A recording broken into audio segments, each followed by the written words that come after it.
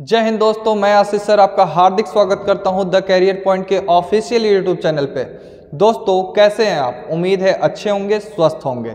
आइए आज मैं आप लोगों को पॉलिटी के क्लास नंबर 2 में सिखाने जा रहा हूं कि क्या बैकग्राउंड रहा हमारे संविधान बनने के पीछे का, और मैं आज आपको बताऊंगी कौन कौन सी समितियां बनी थी, कैसे कैसे हमारा संविधान बना, कितना रुपया खर्च हुआ, कितने दिन का समय लगा, कितनी अनुसूचियां जब संविधान बना तो हमारे मूल संविधान में कितनी अनुसूचियां थी, वर्तमान समय में कितनी अनुसूचियां हैं, हमारे संविधान का वजन कितना था, हमारे संविधान में कितने शब्द थे, हमारे संविधान में कितने पन्ने थे।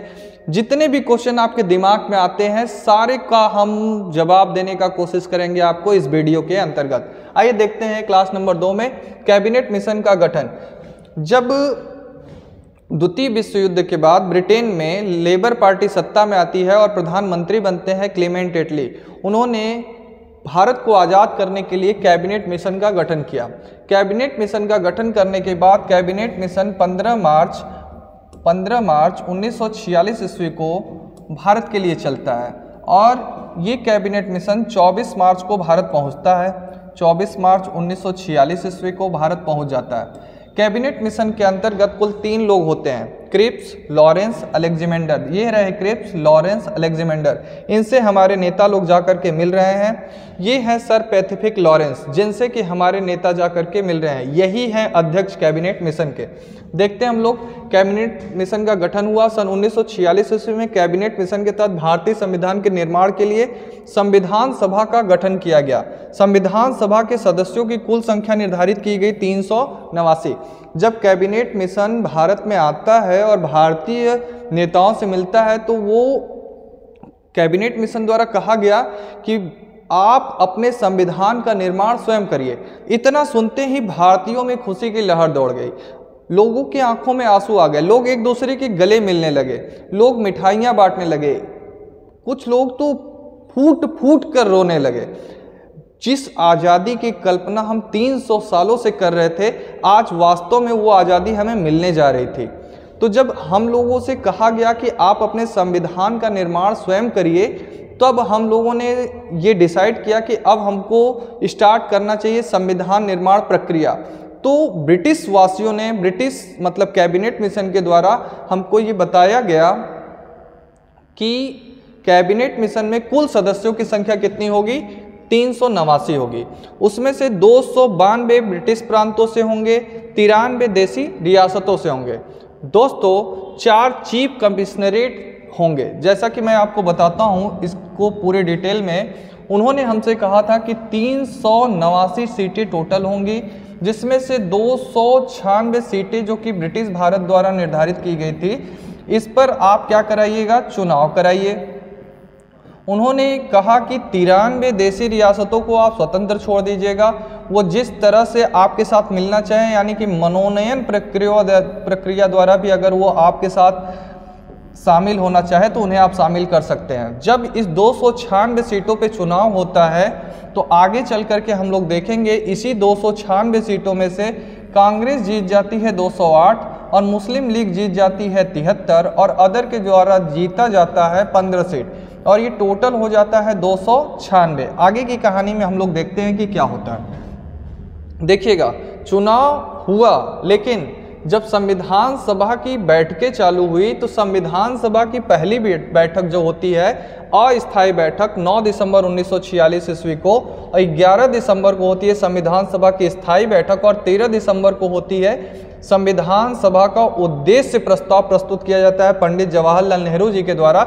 आइए देखते हैं कि 9 दिसंबर 1946 ईस्वी को जब संविधान सभा की अस्थायी बैठक हुई, अस्थायी बैठक में जो अस्थायी अध्यक्ष के रूप में नियुक्त किए गए भारत के सबसे बुजुर्ग व्यक्ति जो उस समय हुआ करते थे, जो संविधान के बारे में जानते थे, उनका नाम था डॉक्टर सच्चिदानंद सिन्हा। और ये काफ़ी बुजुर्ग थे, लेकिन मैंने इनका जो फिगर लिया है आपको दिखाने के लिए, एकदम जवानी का फिगर लिया हुआ है। इनके मूंछ देख करके आपको लग रहे होंगे कि वास्तव में ये सच्चिदानंद सिन्हा बुजुर्ग कैसे थे। ये तो सबसे ज़्यादा नवयुवक लग रहे हैं। तो संविधान सभा की जब अस्थायी बैठक होती है तो अध्यक्ष बनाया जाता है अस्थायी अध्यक्ष डॉक्टर सच्चिदानंद सिन्हा जी को, और जब 11 दिसंबर 1946 ईस्वी को संविधान सभा की स्थायी बैठक होती है तो अध्यक्ष बनाया जाता है डॉक्टर राजेंद्र प्रसाद जी को। अब जब 13 तारीख को संविधान सभा का उद्देश्य प्रस्ताव प्रस्तुत किया जाता है, तो उद्देश्य प्रस्ताव प्रस्तुत किया जाता है पंडित जवाहरलाल नेहरू जी के द्वारा, और इस उद्देश्य प्रस्ताव को, हमारे उद्देश्य प्रस्ताव को स्वीकार किया जाता है 22 जनवरी 1947 ईस्वी को। उद्देश्य प्रस्ताव स्वीकार किया गया 22 जनवरी 1947 ईस्वी को उद्देश्य प्रस्ताव को स्वीकार किया गया, और इसे प्रस्तुत किया था पंडित जवाहरलाल नेहरू ने। यही उद्देश्य प्रस्ताव आगे चल के हमारी प्रस्तावना का आधार बनता है, यानी उद्देशिका कहलाता है आगे चल करके। आइए आगे देखते हैं होता क्या है। उसके बाद 3 जून 1947 ईस्वी को लॉर्ड माउंटबेटन द्वारा माउंटबेटन योजना प्रस्तुत की जाती है, और यह घोषणा कर दी जाए कि भारत का बंटवारा होगा। माउंटबेटन योजना के द्वारा यह घोषणा कर दिया जाता है ऑफिशियल रूप से कि भारत को 2 हिस्सों में बांटा जाएगा, और बंटवारा होता है 15 अगस्त 1947 ईस्वी को। भारत स्वतंत्र होता है, इंडिया स्वतंत्र हो जाता है, लेकिन 14 अगस्त 1947 ईस्वी को स्वतंत्र राष्ट्र के रूप में स्वतंत्र किया जाता है किसको? पाकिस्तान को। यानी कि आपको पता चल गया होगा कि पाकिस्तान पहले भारत का हिस्सा हुआ करता था, लेकिन बाद में इसका हो जाता है बंटवारा। बंटवारा होता है 15 अगस्त को। इस बंटवारे के तहत आज़ाद होता है भारत, और 14 अगस्त 1947 को आज़ाद होता है पाकिस्तान। देश विभाजन के बाद संविधान सभा का पुनर्गठन होता है। जैसा कि आपको पता है कि जब पाकिस्तान अलग हो जाता है तो सीटों की संख्या घट जाएगी, कुछ लोग पाकिस्तान चले गए। तो पुनर्गठन कब होता है? तो पुनर्गठन की तिथि थी 31 अक्टूबर 1947 ईस्वी। 31 अक्टूबर 1947 ईस्वी को जब संविधान का पुनर्गठन किया गया तो अब सीटों की संख्या घटकर कितनी हो गई थी? 299। इसमें से प्रांतीय सीटें कितनी थी? 229, और देशी रियासतों की सीटों की संख्या कितनी थी? 70। आइए आगे जानते हैं क्या होता है। आगे की जानकारी में हम लोग देखते हैं, दुनिया भर के संविधान को बारीकी से परखने के बाद बाबा साहब भीमराव अंबेडकर ने संविधान का मसौदा तैयार किया। 26 नवंबर 1949 ईस्वी को भारतीय संविधान पूरी तरह से बनकर तैयार हो जाता है, और इसे संविधान सभा द्वारा पारित कर दिया जाता है। ये दोस्तों वही तिथि है, इसी दिन संविधान को पारित किया गया, इसी दिन संविधान को अंगीकृत किया गया, इसी दिन संविधान को आत्मार्पित किया गया, और आंशिक रूप से इसी तिथि को 15 अनुच्छेदों को मतलब आर्टिकल्स को, इस तिथि को लागू कर दिया जाता है आंशिक रूप से भारत में। लेकिन जैसा कि आपको पता है कि हम लोग आरंभ से ही 26 जनवरी को स्वाधीनता दिवस के रूप में मनाते आ रहे थे, तो हम लोगों ने 26 नवंबर की तिथि को थोड़ा सा आगे बढ़ाया, और अपने संविधान को 26 नवंबर को लागू न करके हम लोगों ने 26 जनवरी 1950 ईस्वी को भारतीय संविधान को लागू कर दिया, और इसी कारण से भारत 26 जनवरी को गणतंत्र दिवस के रूप में मनाता है, और 26 जनवरी 1950 से भारत बन गया एक गणतंत्र देश। आइए आगे जानते हैं इसके बारे में और भी गहराई से। संविधान निर्माण की प्रक्रिया में, मतलब संविधान को बनाने में हमारे समितियों के लोगों के द्वारा कुल कितना समय खर्च हुआ? तो 2 साल 11 महीना 18 दिन का कुल समय खर्च करने के बाद हमारा संविधान बनके तैयार हुआ था। संविधान के प्रारूप पर कुल बहस कितने दिनों तक चली? 114 दिनों तक चली। संविधान के निर्माण में कुल मिलाकर के 63,96,729 रुपये खर्च हुए। जैसा कि आपको पता है 63,96,729 रुपये, तो ये लगभग ऑप्शन में 64 लाख रुपए दे करके आएगा। जब हमारा संविधान बना तो उसमें 22 भाग और 395 अनुच्छेद और 8 अनुसूचियां थी। जब संविधान बना तो 22 भाग 395 अनुच्छेद और 8 अनुसूचियां थी। और आपको मैं ज़्यादा जानकारी के लिए बता दूं कि वर्तमान समय में ये 22 नहीं बढ़ के कितना हो गया है? 25। ये 470 से ज़्यादा ही अनुच्छेद हो गए हैं, और अनुसूचियों की संख्या कितनी है? 12 है। आइए आगे आपको बताता हूँ और भी डिटेल में। जब हमारा संविधान बना था तो आपको बता दूं, संविधान की मूल प्रति में कुल पन्नों की संख्या 251 थी, और हमारे मूल संविधान का वजन जो था 3 किलो 750 ग्राम था, लगभग 3.25 किलो। आइए आगे देखते हैं संविधान सभा द्वारा किए गए कुछ अन्य कार्य। संविधान सभा में 22 जुलाई 1947 ईस्वी को हमारा झंडा स्वीकार कर लिया गया। हमारा झंडा तिरंगा है, ये 3 रंगों से मिलकर के बना है। इसमें चौथा रंग चक्र का है, चक्र में 24 तीलियां हैं। ये 24 तीलियां 24 घंटे का प्रतीक है। जैसे कि घड़ी की सुई निरंतर चलती रहती है, वैसे ही भारत का विकास निरंतर होता रहेगा और ये झंडा निरंतर फहराता रहेगा। आगे देखते हैं, जब झंडा स्वीकार किया गया 22 जुलाई 1947 ईस्वी को, तो झंडा समिति का अध्यक्ष डॉक्टर राजेंद्र प्रसाद को बनाया गया। लेकिन बीच में राजेंद्र प्रसाद जी की तबीयत खराब हो जाने के कारण कुछ दिनों के लिए जेबी कृपलानी को झंडा समिति का अध्यक्ष बनाया जाता है। लेकिन बाद में फिर से झंडा समिति का अध्यक्ष बना दिया जाता है। किसको? डॉक्टर राजेंद्र प्रसाद जी को। जब पेपर में आएगा तो आपको बताना है डॉक्टर राजेंद्र प्रसाद जी झंडा समिति के अध्यक्ष थे। 24 जनवरी 1950 ईस्वी को हमारा राष्ट्रगान अपनाया गया। जैसा कि आपको पता होना चाहिए कि हमारे देश का राष्ट्रगान जन गण मन अधिनायक जय है और इसे लिखा है रविंद्रनाथ टैगोर जी ने। और 2 देशों का राष्ट्रगान लिखने का गौरव इन्हें प्राप्त है। अमार सोनार बांग्लादेश का राष्ट्रगान लिखा है रविंद्रनाथ टैगोर जी ने, और इन्होंने जन गण मन भी लिखा है भारत देश के राष्ट्रगान को। 26 जनवरी 1950 ईस्वी को राष्ट्रगीत के रूप में स्वीकार किया गया था वंदे मातरम। आइए आगे देखते हैं हम लोग। आगे की कहानी में हम लोग जानते हैं कि जब हमारा देश स्वतंत्र हुआ, जब इसके पहले मंत्रिमंडल का गठन हुआ, तो प्रधानमंत्री के रूप में शपथ लिए पंडित जवाहरलाल नेहरू जी। हमारे देश के प्रथम प्रधानमंत्री थे पंडित जवाहरलाल नेहरू जी, और प्रथम राष्ट्रपति कौन थे? डॉक्टर राजेंद्र प्रसाद जी। और जब पहला मंत्रिमंडल बना तो गृह मंत्री का कार्यभार किसने संभाला था? सरदार वल्लभ भाई पटेल जी ने। शिक्षा मंत्री बने मौलाना अबुल कलाम आजाद जी। रेलवे मंत्री बने थे जॉन मथाई। श्रम मंत्री बने बाबू जगजीवन राम। रक्षा मंत्री थे बलदेव सिंह। स्वास्थ्य मंत्री राजकुमारी अमृत कौर। वित्त मंत्री थे R.K. षडमुखम चेट्टी। ध्यान से सारे डाटा को देख लीजिएगा, दिमाग में बैठा लीजिएगा। एसएससी में पिछली बार स्वास्थ्य मंत्री, रेलवे मंत्री, गृह मंत्री को पूछा गया था। एसएससी जीडी के लिए ये तीनों ही पिछले बार आ चुके हैं और आपको पूरा याद होना चाहिए अगर आपको अपनी तैयारी में थोड़ी भी चूक नहीं करनी है तो। आइए आगे देखते हैं हम लोग। भारतीय संविधान की अनुसूचियां। भारतीय संविधान की अनुसूचियां, भारत का संविधान जब बन के तैयार हुआ था तो भारतीय संविधान में कुल कितनी अनुसूचियां थी? 8 थी। लेकिन वर्तमान समय में हमारे भारतीय संविधान में कुल कितनी अनुसूचियां हैं? 12 हैं। अनुसूचियां हमें यह बताती हैं कि संविधान के किसी विषय से संबंधित विवरण कहाँ मिलेगा। संविधान के किसी विषय से संबंधित विवरण हमको कहाँ प्राप्त होगा, ये क्या बताती हैं? अनुसूचियां बताती हैं। मूल संविधान में कितनी अनुसूचियां थी? 8। वर्तमान समय में बढ़कर ये कितनी हो गई हैं? 12। हमारे मूल संविधान में कितने भाग थे? 22। वर्तमान समय में कितने हो गए हैं? 25। कितने अनुच्छेद थे? तो 395। कितने हो चुके हैं? तो 470 से ज्यादा अनुच्छेद हो चुके हैं। आइए हम लोग बारी बारी से हर एक अनुसूची को ध्यान से पढ़ते हैं। मैं 4-4 के ग्रुप में बताता हूं, ध्यान से सुनिएगा। पहली अनुसूची में बताया गया कि भारत राज्यों का संघ होगा। भारत राज्यों का संघ होगा। जैसा कि आपको पता होगा कि भारत में 28 राज्य और 8 केंद्र शासित प्रदेश है। दूसरे में देखिए लिखा हुआ है, पहली अनुसूची भारत के संघ के घटक 28 राज्य और 8 केंद्र शासित प्रदेश।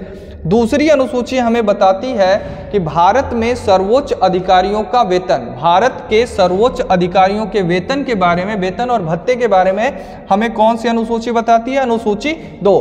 भारत के सर्वोच्च अधिकारियों का शपथ, भारत के सर्वोच्च अधिकारियों का शपथ हमें बताती है अनुसूची नंबर 3। मतलब भारत राज्यों का संघ होगा, अनुसूची 1। भारत के सर्वोच्च अधिकारियों का वेतन, अनुसूची 2। भारत के सर्वोच्च अधिकारियों का शपथ, अनुसूची 3। और राज्यसभा में सीटों का आवंटन, अनुसूची 4। आगे देखते हैं हम लोग, अनुसूची 4 पे पहुंचते हैं। अनुसूची 4 कहती है कि राज्यसभा में सीटों का आवंटन या बंटवारा। तो कोई भी व्यक्ति अगर काम करने के लिए आता है तो पूछता है कौन सा राज्य है, तो भारत में कितने राज्य हैं? 28 राज्य और 8 केंद्र शासित प्रदेश हैं। तो भैया मैं इस राज्य में काम करूंगा तो मुझे क्या मिलेगा? तो मुझे मिलेगा वेतन। अगर मैं वेतन पाऊंगा तो मैं कसम खाता हूं, मैं शपथ लेता हूं कि काम पूरे मन से करूंगा, बस मुझे मेरा काम आवंटित कर दीजिए। यानी कि राज्यसभा में सीटों का आवंटन, राज्यसभा में सीटों का आवंटन, कहने का मतलब ऊपर देखिए लिखा हुआ है आवंटन। तो पहला है भारत राज्यों का संघ होगा, दूसरे में भारत के सर्वोच्च अधिकारियों का वेतन, तीसरे में है भारत के सर्वोच्च अधिकारियों का शपथ और चौथे में है राज्यसभा के सीटों का आवंटन। उम्मीद है कि आपको अच्छे से समझ में आ रहा होगा।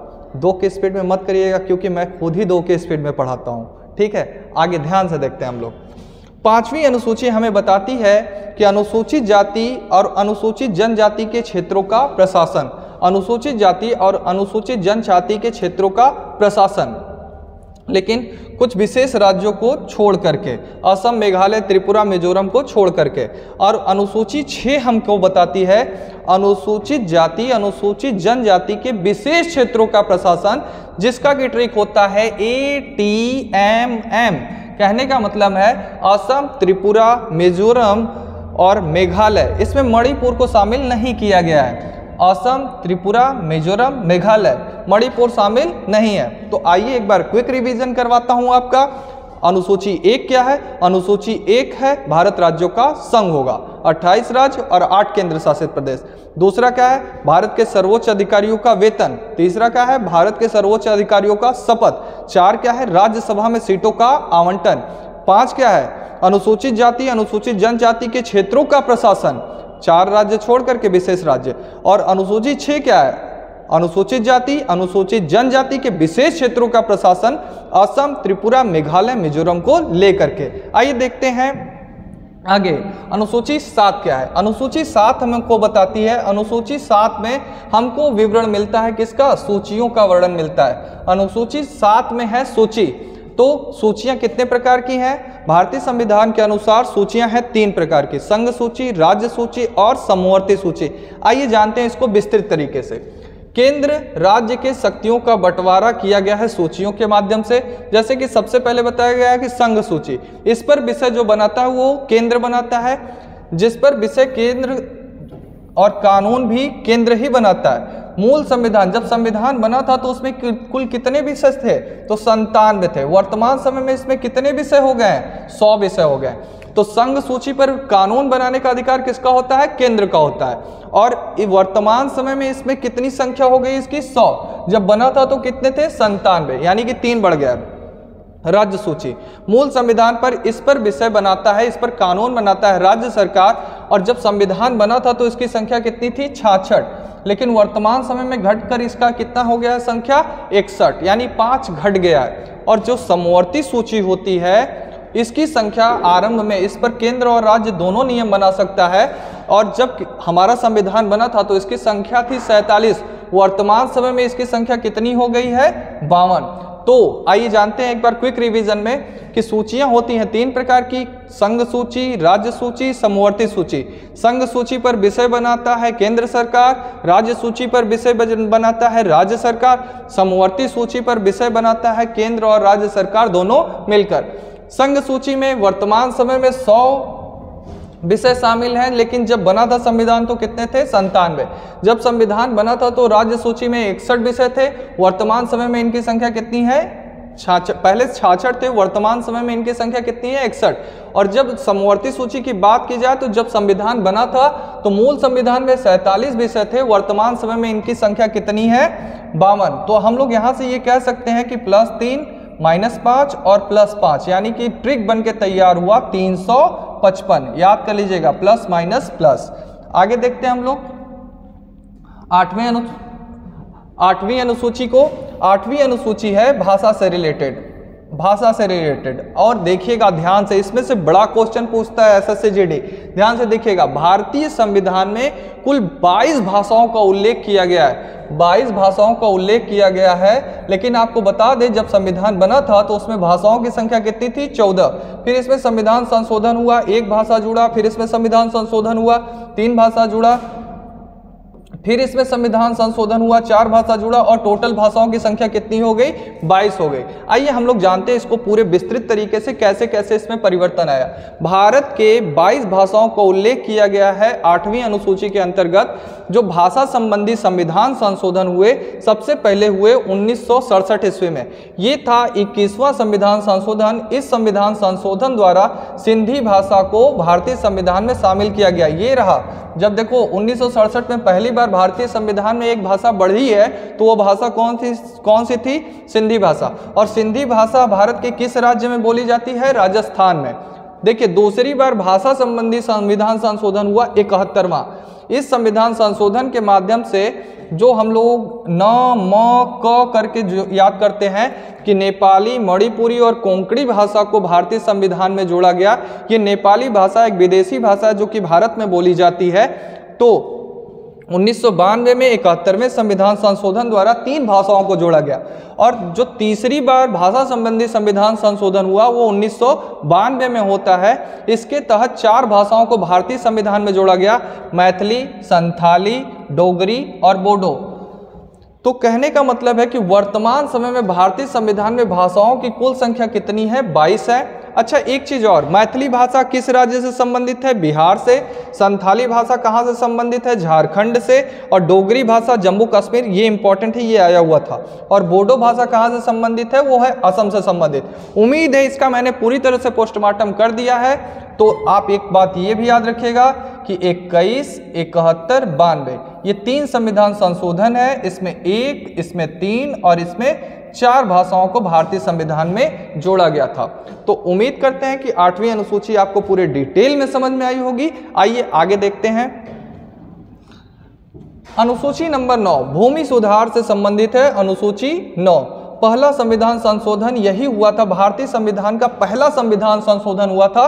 उसके तहत हमारे भारतीय संविधान में 9वीं अनुसूची को जोड़ा गया था। मतलब कि भूमि सुधार अधिनियम से संबंधित था हमारी 9वीं अनुसूची।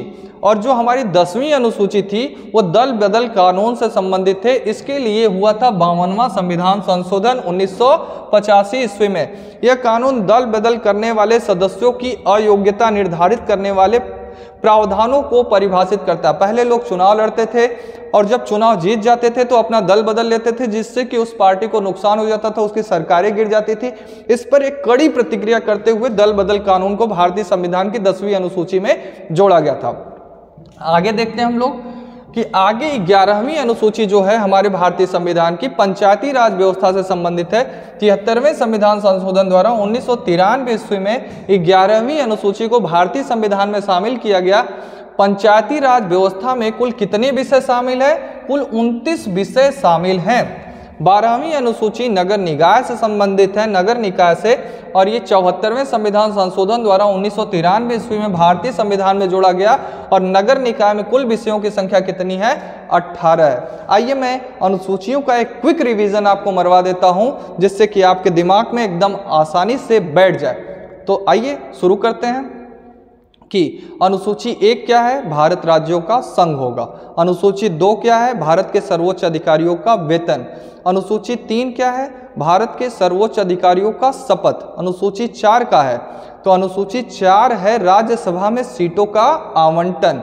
और अनुसूची 5 क्या है? तो अनुसूचित जाति, अनुसूचित जनजाति के क्षेत्रों का प्रशासन। अनुसूची 6 क्या है? अनुसूचित जाति, अनुसूचित जनजाति की विशेष क्षेत्रों का प्रशासन असम, त्रिपुरा, मेघालय, मिजोरम को लेकर के। अनुसूची 7 क्या है?